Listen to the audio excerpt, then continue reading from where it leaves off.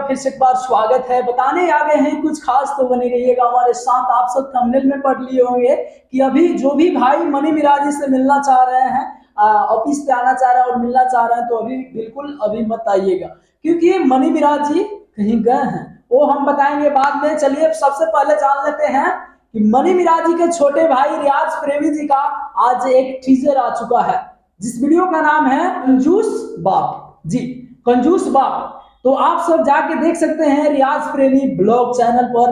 बिल्कुल आप सब जाके देखिए, बहुत ही मजा आने वाला है। टीजर से आप सब समझ सकते हैं कि वीडियो में कितना दम होगा। सो आप लोग जाइए, देखिए, मजा लीजिए। चलिए जान लेते हैं मनी मिराजी से आखिर क्यों नहीं मिलने आना है, आप लोग का सवाल होगा। सो चलते हैं, जान लेते हैं। मनी मिराजी अभी फिलहाल अभी गए हैं दिल्ली।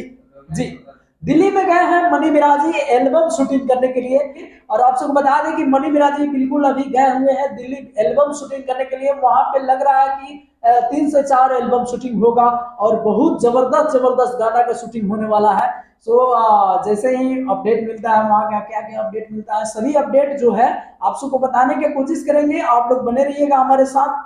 मनी मिराजी का और रियाज प्रेम जी का हर पल की खबर के लिए इस चैनल को सब्सक्राइब कर लीजिएगा, बेल आइकन हिट कर दीजिएगा। मिलते हैं किसी धमाल अपडेट के साथ। नमस्ते।